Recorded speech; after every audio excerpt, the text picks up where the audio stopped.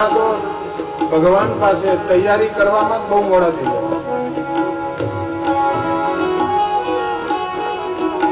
अने ए जोबन तैयार थवा न गयो। कोई ब्राह्मण ने पूछवा न गयो कि आजे एकादशी छे, पूनम छे, पांचम, सातम, कयो वार, कई पूछवा न रह्यो। એટલે વાણમાં જોબન જ્યારે એને ઘોડીએ ઘોડીએ ભગવાન ગયા नहीं साधन वचन चातुरी नहीं साधन बल वचन चातुरी एक भरोसो करके गिरधारी एक भरोसो करके गिरधारी ओ रसिया में तो शरण तिहारी ओ रसिया में तो शरण तिहारी।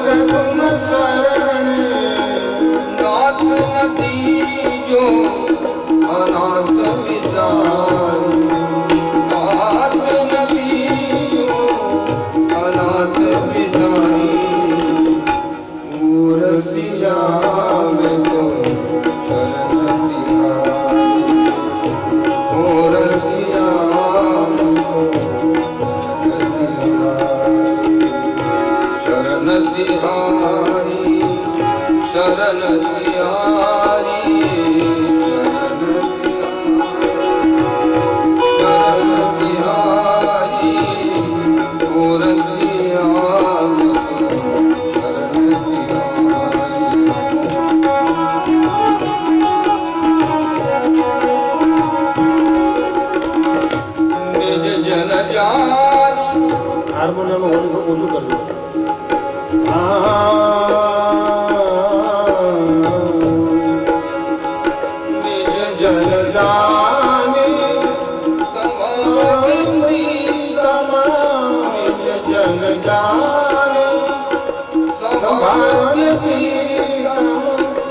प्रेम सखी जय बलिहारी प्रेम सखी जय बलिहारी रसिया तो शरण तिहारी ओ रसिया तो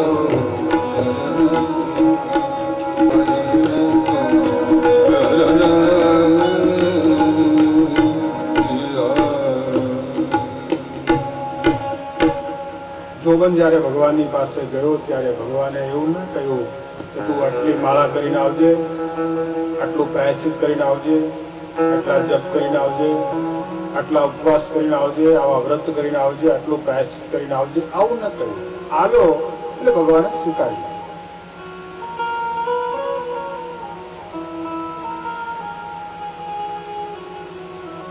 ભગવાન જ્યારે પ્રગટ હોય છે ત્યારે જેવો તેવો ગમે તેવો ભગવાન એને સ્વીકારે છે. અને ભગવાન જ્યારે પ્રગટ ન હોય ત્યારે ભગવાન પાસે જવું હોય એના માટે બધા ધર્મશાસ્ત્રોમાં જે નિયમો બતાવ્યા છે એ પ્રમાણે એને જવું પડે. એ સાધનાના બળથી જવું પડે, એ સાધનાના બળથી જવું પડે. ભગવાન જ્યારે પ્રગટ થાય છે ત્યારે પૂતના આવે છે. ભગવાન પ્રગટ થાય છે ત્યારે એક બગલો આવે છે.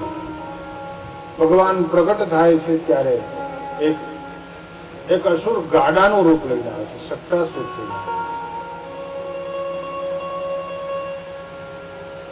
ભગવાન પ્રગટ થાય છે ત્યારે એક સર્પ આવે છે, અજગર આવે છે, એક વાછડો આવે છે, એક આંખલો આવે છે.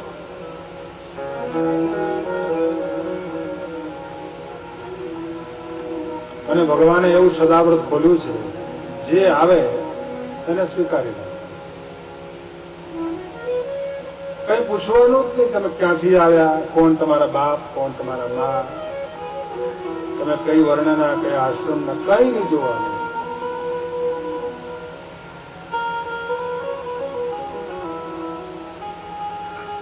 ભગવાને સગરામને ન પૂછ્યું કે તું કઈ નાતનો છે, ભાઈ તું સવારમાં નાય છે નથી નાતો.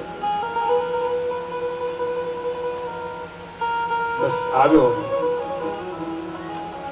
અને એ મુક્તાનંદ સ્વામીએ એ સગરામને કહ્યું કે આ સ્વામિનારાયણ છે, ભગવાન છે.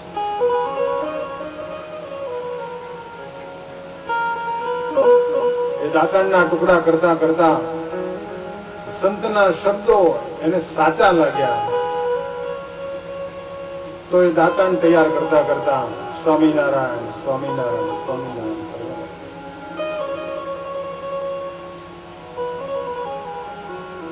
અને ભગવાન એને શરણે લીધો.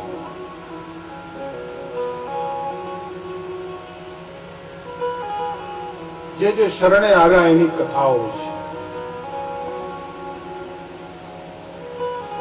અને આપણે પણ એ ભગવાનના શરણે છીએ, ભગવાનની પાસે છીએ. જે પહોંચી ગયા એની કથાઓ લખાણી છે. અને આપણે તો ભગવાનની પાસે જ છીએ. ભગવાનને દૂર માનીએ એ જ અજ્ઞાન છે, ભગવાનની પાસે માનીએ એ જ જ્ઞાન છે, એ જ સત્સંગ છે. આ સત્સંગ આટલું શીખવાડે છે કે ભગવાન અહીંયા છે, ભગવાન પ્રગટ છે, આટલું શીખવાડે છે. અને આ સત્સંગ મૂકીને જાઓ તો તમને કેટલી બધી પોથી ભણાવે છે કે તમારે આટલું કરવું પડશે, આમ કરવું પડશે, આ જગ્યાએ જવું જ પડશે, તમારે હરિદ્વાર જવું પડશે, ગંગામાં ડૂબકી મારવી પડશે, ચારધામ જવું પડશે, ત્યાં તમારે મુંડન કરાવવું પડશે, તર્પણ કરાવવું પડશે, હોમ કરાવવું પડશે, હવન કરાવવું પડશે, આવા તમારે અનુષ્ઠાન કરવા પડશે, પદયાત્રાઓ કરવી પડશે. ત્યારે ભગવાન મળશે.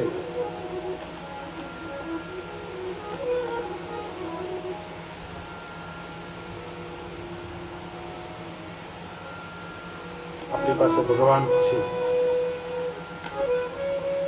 એટલે આ ભગવાનની વાતો, ભગવાનની કથાઓને આપણે શ્રવણ કરીએ છીએ.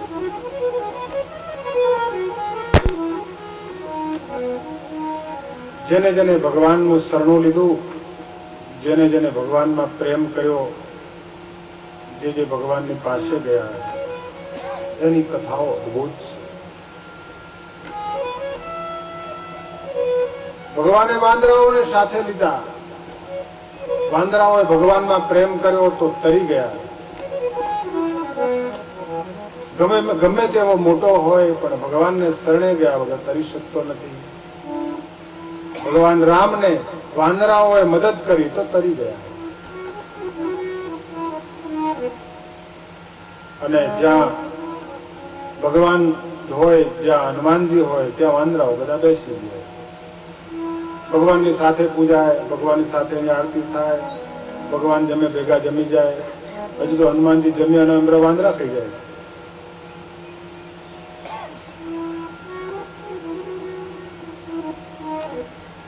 એ ભગવાનને પાસે પહોંચી ગયા છે.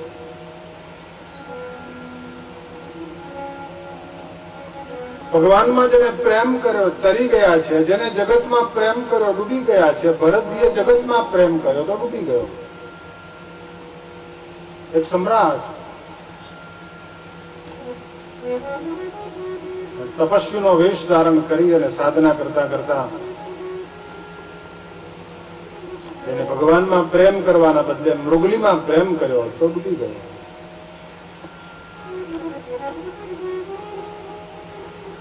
આ જગત ડૂબાડી દે છે, ભગવાન તારે છે.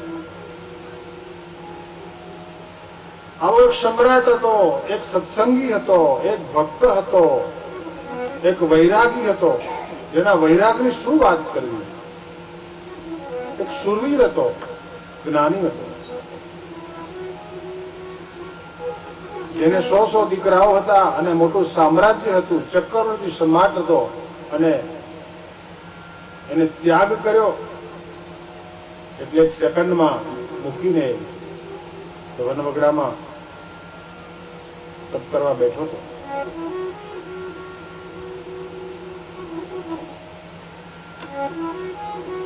એના ત્યાગની શું વાત કરવી. એનો ત્યાગ એટલે કેવો અદભુત ત્યાગ.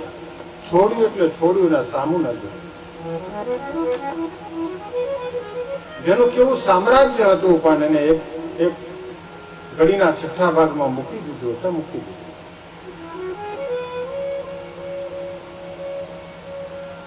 પણ છોડી દેવાથી પતિ જતું નથી.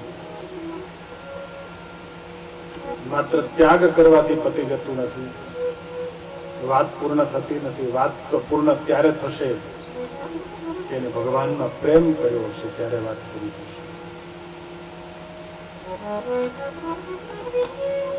આ ભરતજીને આટલો મોટો જબરદસ્ત વૈરાગ હતો, ત્યાગ હતો, છતાં પણ એ ભરતજી મૃગલીમાં જયારે ફસાયો છે ત્યારે ડૂબી ગયો છે. અને વાનરાઓ જેને કોઈ સવારમાં કેટલા વાગે ઉઠવું એ ખબર ન હોય, હાથ પાણી લેવાની ખબર ન પડે, કારણ કે એને બધું એમ ઝાડમાં ઉપર જ હોય ને. વાંદરાને ક્યાં હોય બાથરૂમ હોય છે, એને ડાઇનિંગ કિચન જ ક્યાં હોય, 11-12 કશું ન હોય. એ બધું અત્યારે એમ જાય, કશું પાડે નહીં. સવારમાં ઉઠવાનું, નાવા ધોવાનું, 17 વખત હાથ ધોવાના, કઈ નહીં.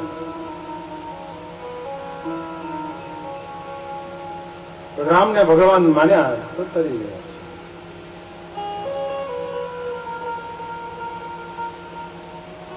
જેને ભગવાનને ભગવાન માન્યા એ તરી ગયા. વાત આટલી છે.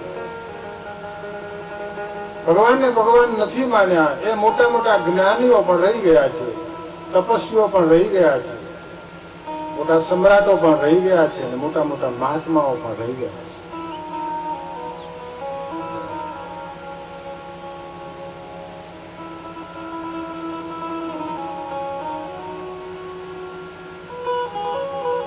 જે રાહ જોવા રહ્યા છે રહી ગયા છે, મુહૂર્ત જોવા રહ્યા છે રહી ગયા છે. દશરથ રાજાએ વશિષ્ઠજીને એટલું જ કહ્યું કે ગુરુદેવ, મારે આ રામને ગાદી બેસાડવો છે, તો મુહૂર્ત જોઈ આપો. તો શાસ્ત્રીજીએ ટીપણું ખોલ્યું અને એમાં પછી રાશિ ને પળ ને ઘડી ને ચોઘડિયું ને એ બધી કુંડળીઓ કાઢવા બેઠા. એટલે એને કહ્યું કે આવતીકાલનો દિવસ બહુ સારો છે, 24 કલાકનો ટાઈમ પીરિયડ નાખ્યો છે. 24 કલાકનો સમય કળિયુગમાં ઘણો ઓછો કહેવાય, પણ આ તો ત્રેતાયુગની વાત છે. ત્રેતાયુગનો 24 કલાક કેવડો મોટો હશે, ઘણો વિલંબ કહેવાય.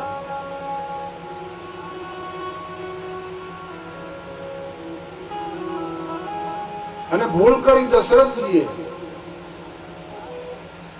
જો રામને જ રાજગાદી આપ્યું હોય તો પછી ગુરુને પૂછવાની કોઈ જરૂર નથી, વશિષ્ઠને પૂછવાની જરૂર નથી. હા, બીજા કોકને આપ્યું હોય તો તમારે પૂછવું પડે.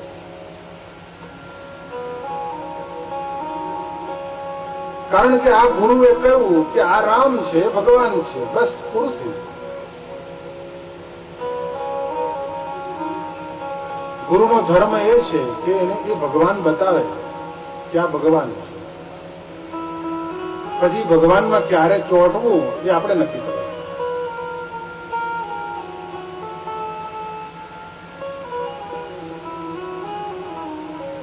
પૂછવા આવે એ સારી નિશાની ન કહેવાય કે હું માળા ક્યાંથી ચાલુ કરું,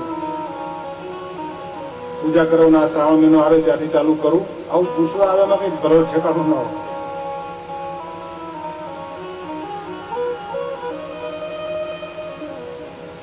પૂછવું એ બહુ ખરાબ નિશાની છે.